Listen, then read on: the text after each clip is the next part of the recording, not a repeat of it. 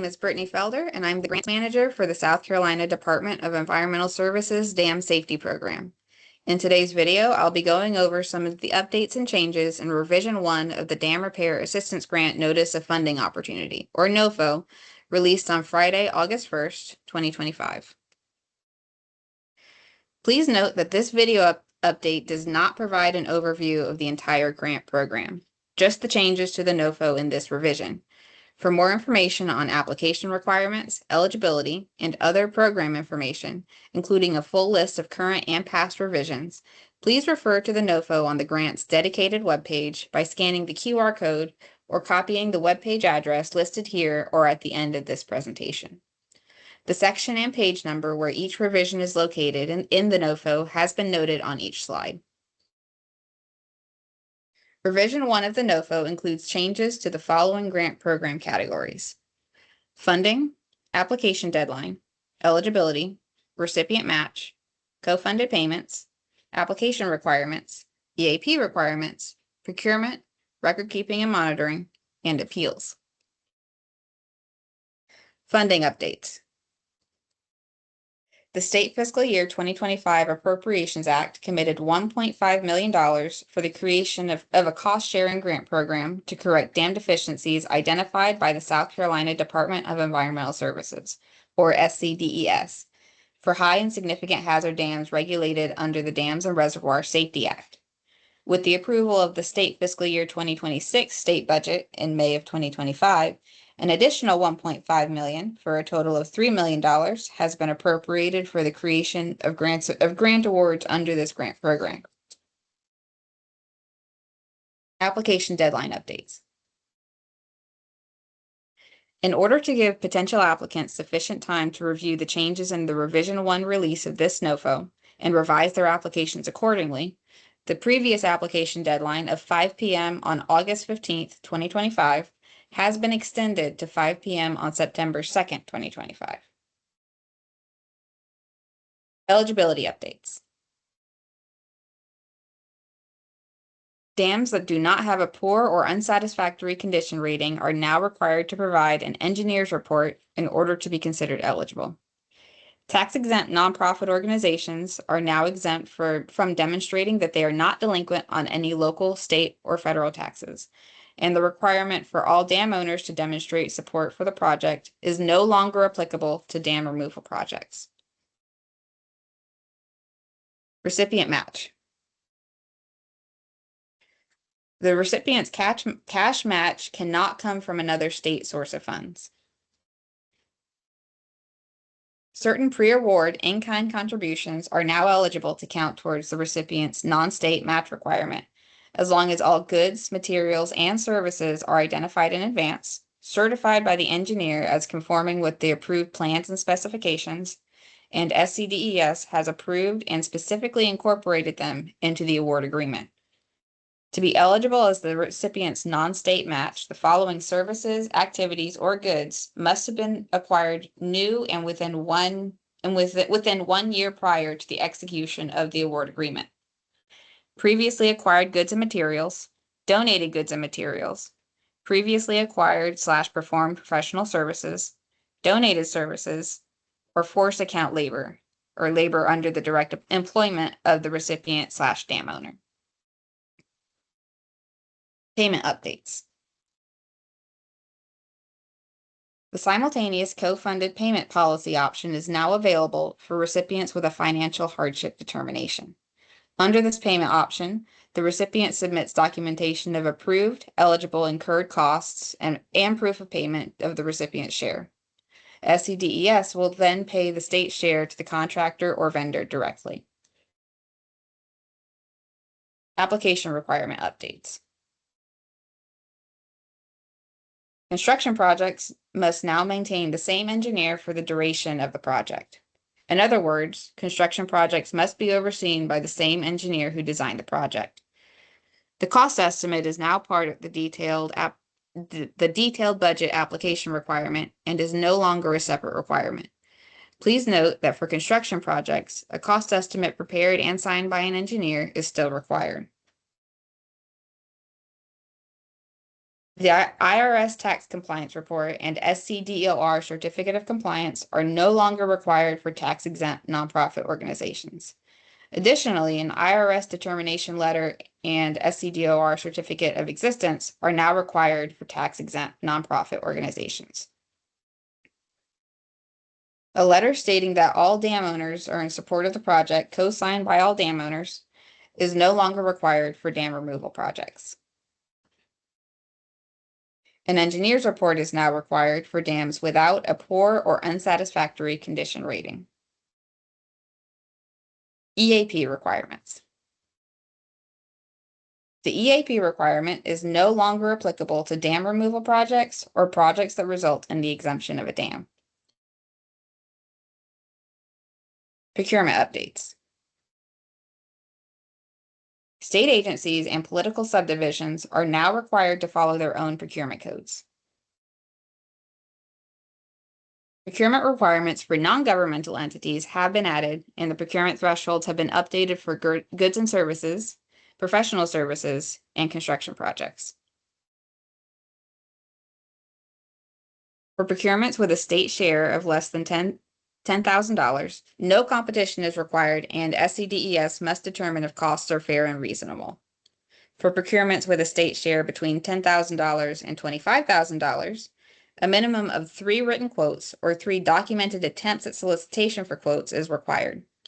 Solicitation for quotes must be reviewed and pre-approved by SCDES, and the quotes received must be in identical format.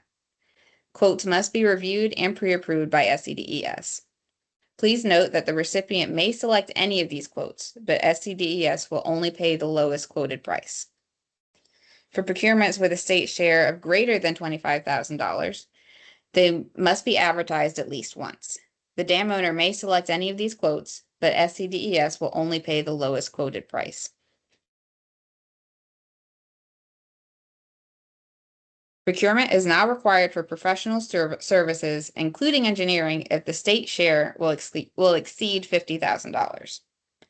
For a state share of less than $50,000, only a single quote or proposal is required. For a state share of greater than $50,000, qualifications-based procurement is required and must be in accordance with South Carolina Code 11-35-3220.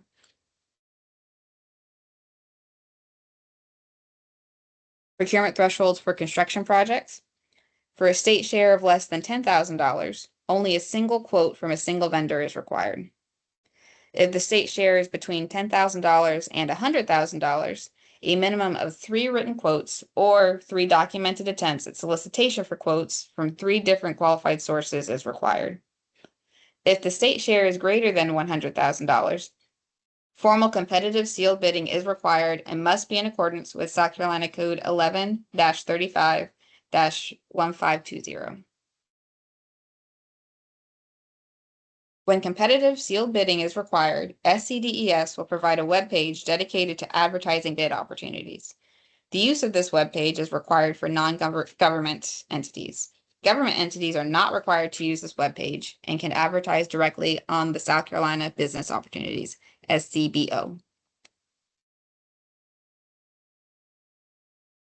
For procurements that require competitive sealed bidding, SCDES will only agree to pay the relevant share of the lowest responsible bid as determined by the engineer who reviews and certifies the bids. For projects that require competitive sealed bidding, a bid bond of at least 5% is required. For all construction projects, a 100% payment bond and performance bond will be required. For those who may not be familiar with the use of bonds, I'd like to provide a brief overview of the different types of bonds required for construction projects. A bid bond is a type of guarantee often used in construction contract bidding process to ensure that the winning bidder will honor their bid after all bids are opened. Bid bonds provide a way to discourage a bidder from backing out of their bid if it becomes apparent that they vastly underbid their competitors, or if they do back out, that the revenue from the bid will help to offset the cost difference between the lowest and the next lowest bid. The client holds on to the bid holds on to the bid bonds provided by all bidders until the winning bidder is under contract and provides the required performance and payment bonds, at which point the bid bonds are returned to all bidders. A performance bond is a type of surety bond that serves as a guarantee to a property owner, ensuring the completion of a construction project or the payment of compensation up to the bond's limit in case the contractor fails to fulfill the contract terms. This is also sometimes known as a completion bond.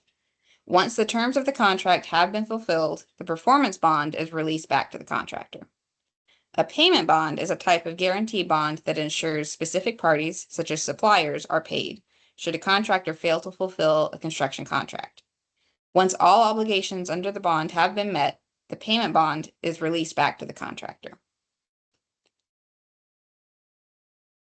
Now that we have a better understanding of the bonding requirements, let's get back to the Revision 1 updates. Insurance, standard of performance, and compliance with laws requirements for contractors and engineers have been added. Contractors must maintain insurance for commercial general liability, automotive liability, and workers' compensation. Insurance must be maintained throughout the entire contract period. If policies or claims made, coverage must extend 3 years after the work is completed. Certificates of insurance from companies authorized to do business in South Carolina are required before work begins.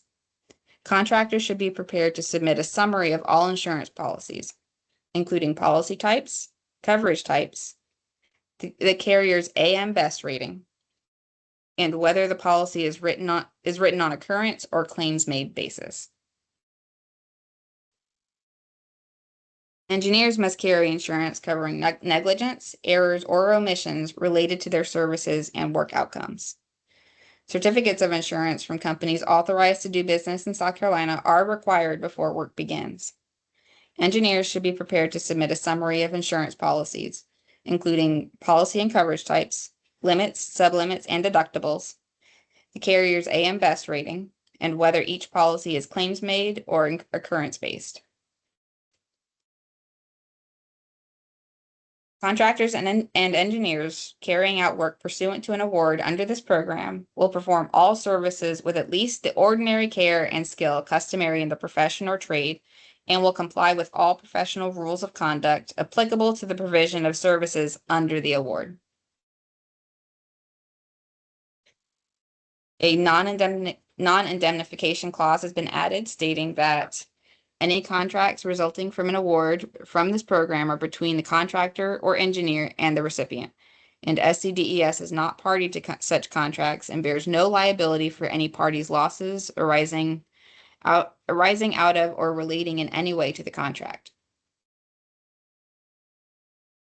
Any term or condition of contracts resulting from an award from this program or any related agreements is void to the extent that it requires SCDES to indemnify, hold harmless, defend, or pay attorney's fees to anyone for any reason, or would have the purpose or effect of increasing or expanding any liability of the state or its agencies or employees for any act, error, or omission subject to the South Carolina Tort Claims Act, whether characterized as torn, contract equitable indemnification, or any other theory or claim.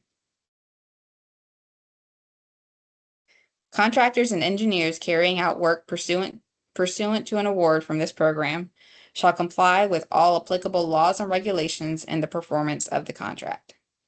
Contractors carrying out work pursuant to an award from this program will comply with South Carolina Code sections 41-8-10 through 20 and will provide documentation upon request. A change order is required for any increase in quoted prices, bid prices, or quantities, regardless of the source of funds. Contingency amounts of 5% for non-construction and 15% for construction represent the maximum state contribution under this grant. Cost overruns that exceed the state share plus contingency shall be borne by the recipient at 100%. Record keeping and monitoring updates. Recipients are required to make records available to SCDES for inspection and audit at any time. Appeals updates. Dispute procedures have been made available to any applicant that objects to any requirement as outlined in the NOFO, amendment to the NOFO, or does not receive a distribution of funding as a recipient. Please see NOFO Attachment F, Procedures of Dispute Resolution. This concludes our updates for Revision 1 of the Dam Repair Assistance Grant Notice of Funding Opportunity. Again, the NOFO and related attachments, including a full list of the updates outlined in this video, can be found on the grant's dedicated webpage by scanning the QR code to the right or at the webpage address above the QR code. If you have any questions regarding this grant program or the updates outlined in this presentation, please email us at desresponse@des.sc.gov. Thank you.